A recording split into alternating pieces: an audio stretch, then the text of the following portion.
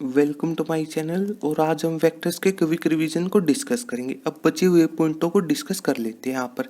तो देखो कुछ इस तरीके से, जैसे लास्ट पार्ट में बात हो रही थी, सबसे पहले मतलब 3 टाइप्स हैं, ठीक है ना। मतलब मल्टीप्लाई वाली ये कह सकते हो आप कि डॉट प्रोडक्ट, फिर उसके बाद क्रॉस प्रोडक्ट, सही है।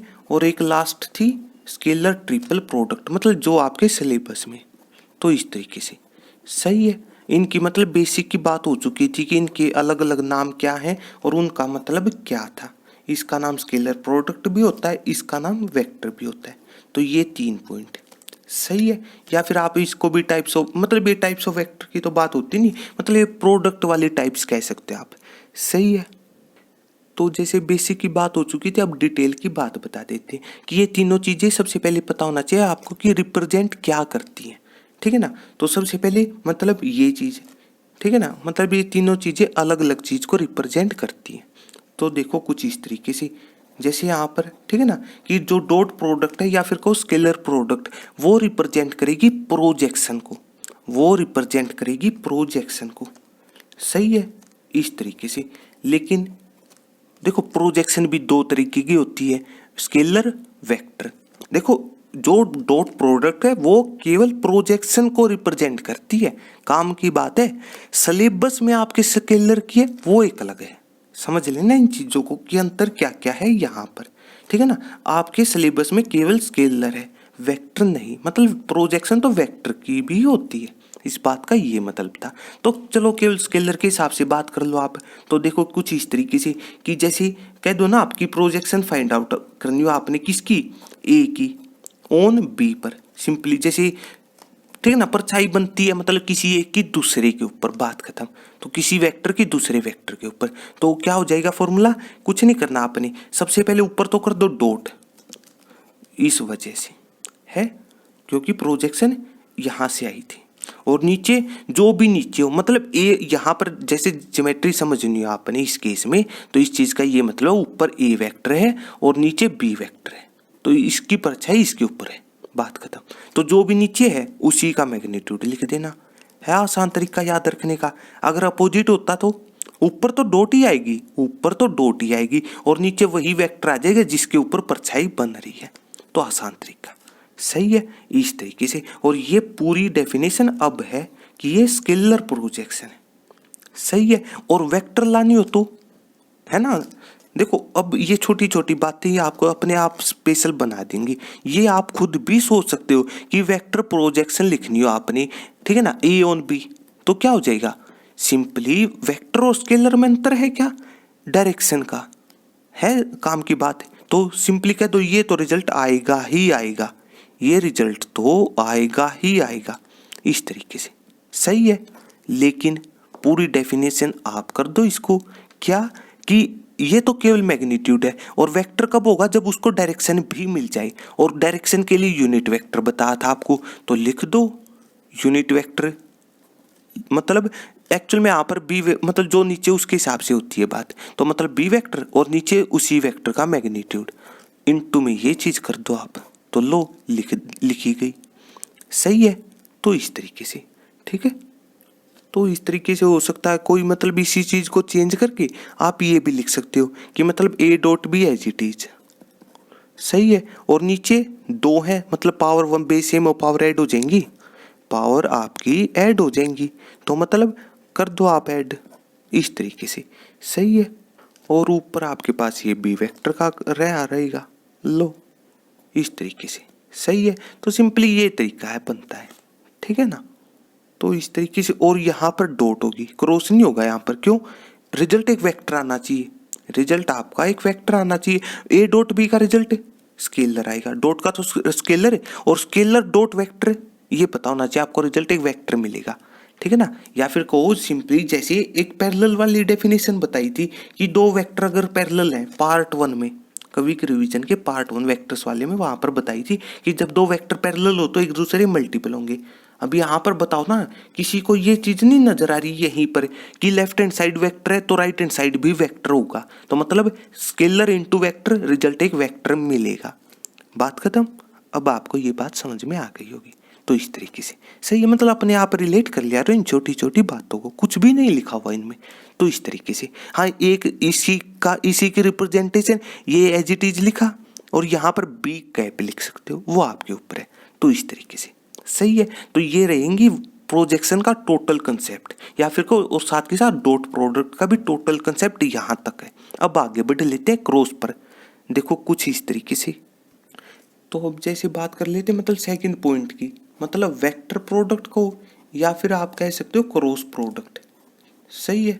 तो देखो कुछ इस तरीके से, ठीक है ना, मतलब अब ये भी रिप्रेजेंट करेगा, ये भी रिप्रेजेंट करता है किसको, एरिया ऑफ पैरेललोग्राम को, ठीक है ना, ये रिप्रेजेंट करेगा area of a parallelogram. Simply याद रखने का तरीका। सही है। और पैरेललोग्राम क्या होता है कि opposite sides are parallel and equal. तो इस तरीके से सही है। तो इस बात का ये मतलब है, यहाँ पर कुछ मतलब रिमार्क्स कहना चाहो या फिर इस कंसेप्ट के इंपॉर्टेंट पॉइंट कहना चाहो, जैसे वहाँ पर प्रोजेक्शन का था, ठीक है ना, डॉट प्रोडक्ट में यहाँ पर मतलब पैरेललोग्राम वाली बात सिंपली सोच लिए, कोई दो वेक्टर आपके पास, कोई दो वेक्टर हैं, तो वहाँ पर एरिया ऑफ पैरेललोग्राम लिख के बताओ, तो क्या हो जाएगा एरिया ऑफ पैरेललोग्राम। कुछ नहीं करना आपने, क्या कर दो, ए क्रॉस बी निकाल दो। सही है। लेकिन ये बात भी अधूरी है, पूरी कब होगी, क्रॉस का रिजल्ट वेक्टर आएगा। सही है। और एरिया तो एक नंबर है या फिर मैग्नीट्यूड को, तो मैग्नीट्यूड लिख दो पूरे का, बात खत्म। सही है। तो इस तरीके से एरिया ऑफ पैरेललोग्राम का ये फॉर्मूला जब दो वेक्टर गिवन हो। सही है। इसी तरीके से इसके बाद तो फिर एक ये चीज आती है आपके पास की एरिया ऑफ ट्रायंगल। सही है।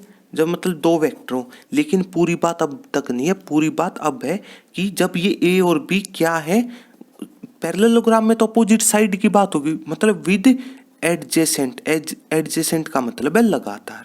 सिंपली समझना हो, जैसे पैरेललोग्राम आपके पास, इसकी ज्योमेट्री सिंपली इस तरीके से कि अपोजिट साइड्स आर पैरेलल होंगी और इक्वल भी होंगी। सही है। तो मतलब ये दोनों साइड एक दूसरे पैरेलल हैं, सिंपली ये दूसरे के। तो इस तरीके से ये पैरेललोग्राम की कोई भी ज्योमेट्री ले सकते हो आप। सही है। तो यहाँ पर एडजेसेंट का मतलब सिंपली कह दो कि लगातार, जैसे यहाँ से यहाँ तक, जैसे ये ए वेक्टर मान लिया थोड़ी देर के लिए, ये बी वेक्टर मान लिया, तो यहाँ से आप एरिया ऑफ पैरेललोग्राम निकाल सकते हो। सिंपली कह दो कि एक कॉमन पॉइंट होगा, एक कॉमन पॉइंट होगा। देखो अपने शॉर्टकट बना लिया करो। सही है। तो इस तरीके से एडजेसेंट का ये मतलब होता है, या फिर कह दो लगातार। सही है। एक होता है एरिया ऑफ ट्रायंगल निकालो, जब आपके पास दो वही एडजेसेंट साइड हो, ठीक है ना, तो उसमें क्या हो जाएगा, कह दो आप रिजल्ट यही है, लेकिन अंतर क्या हो जाएगा, पैरेललोग्राम में दो कॉन्करेंट ट्रायंगल बनते हैं, या फिर कह दो दो इक्वल, तो मतलब इसका भी एरिया बराबर इसका भी। ज्योमेट्री ये भी हो सकती है, कोई मतलब इस तरीके की डायगोनल खींच सकता है, डायगोनल होता क्रॉस पॉइंटों को मिलाना, बात वही है, ठीक है ना। लेकिन पैरेललोग्राम में दो कॉन्करेंट ट्रायंगल बनते हैं, तो ट्रायंगल मतलब आधा हो जाएगा, ये तो पूरे का था ना, आधा कर दो, बात खत्म। तो इस तरीके से सही है। फिर एक यहीं पर एक इंपॉर्टेंट पॉइंट ये बचेगा आपके पास कि एरिया निकालना हो किसका, पैरेललोग्राम का, लेकिन अब की बार कंडीशन बदल जाए, विद जब डायगोनल्स हो, डायगोनल्स का मतलब क्रॉस पॉइंट। तो जैसे एक तो मतलब सिंपली जैसे समझने का तरीका, ठीक है ना, कि मतलब एक डायगोनल ए वेक्टर मान लिया, दूसरे को बी वेक्टर मान के चल रहे हैं। सही है। तो उसमें फॉर्मूला क्या हो जाएगा, बस फॉर्मूला था ये कुछ इस तरीके से, ए क्रॉस बी। सही है। और इसको भी 2 से डिवाइड कर देना। तो केवल ज्योमेट्री को समझ करके लिखी गई है ये बातें, और कुछ भी नहीं। सही है। हाँ, ये अपने आप भी समझ सकते हो इस ज्योमेट्री को, हो सकता मतलब डीपली सीखना चाहो या फिर मतलब इस पॉइंट को समझना चाहो, तो वो आप कमेंट कर देना, वो चीज़ें आपके साथ शेयर हो जाएंगी। तो इस चीज़ का कैसे मतलब ये चीज़ निकल कर के आती है, मतलब वो आप सिंपली ज्योमेट्री को देख कर भी ये छोटी छोटी चीज़ें सोच सकते हो, ठीक है ना, कोई मुश्किल नहीं है, आसान तरीका ये बनता है, ज्योमेट्री समझी, बात खत्म। तो इस तरीके से सही है। तो इस तरीके से ये आपका टोटल कंसेप्ट बन जाएगा वेक्टर या फिर को क्रॉस प्रोडक्ट, मतलब ये किसको रिप्रेजेंट करता है, इस तरीके से। सही है। मतलब कुछ भी नहीं है, पैरेललोग्राम ड्रा किया, उसकी मतलब उसकी प्रॉपर्टी का यूज किया हुआ है, और कुछ भी नहीं किया, opposite sides are equal and parallel. तो इसी बात का फायदा उठा लिया कि एडजेसेंट साइड ले लो, इस बात का ये मतलब है कि अपोजिट साइड इक्वल, ठीक है ना। यहाँ पर पैरेललोग्राम में तो केवल पैरेलल होती है, ठीक है ना। तो जैसे, लेकिन चलो एक बात, ठीक है ना, जो मतलब इस यहाँ पर क्विक रिवीजन का लास्ट पार्ट होगा वहाँ पर कुछ आपको स्पेशल बातें बता देंगे क्वाड्रिलेटरल के बारे में। जैसे पैरेललोग्राम में अपोजिट साइड मतलब ये भी ए वेक्टर का काम कर देगी, ये भी बी का। हाँ, लेकिन यहाँ पर वो हो सकता है डायरेक्शन कि जैसे अपोजिट साइड्स इक्वल है, मान ली कि दोनों का मैग्नीट्यूड है, सही है। लेकिन पैरेलल के तो दो केस बताए थे, पार्ट 1 में दो केस बताए थे, दोनों की सेम डायरेक्शन हो सकती है या फिर अपोजिट हो सकती है, जैसे एक के ऊपर है दूसरे के नीचे हो सकती है। तो इस तरीके से सही, मतलब छोटी छोटी चीज़ें, सही है। ये दूसरा पॉइंट रहेगा टोटल। और इसके बाद लास्ट, जैसे नेक्स्ट पार्ट में हम जो इसके लास्ट पॉइंट है मतलब स्केलर ट्रिपल प्रोडक्ट, उसको भी इसी तरीके से समझेंगे आसान लैंग्वेज में, सही है। तो इस तरीके से यहाँ तक के पॉइंट्स रहेंगे आपके पास, सही है। तो अगर आपको मेरी वीडियो अच्छी लगी हो तो इसको लाइक कीजिए, अपने दोस्तों के साथ शेयर कीजिए और मेरे चैनल को सब्सक्राइब कीजिए। तब तक के लिए थैंक यू।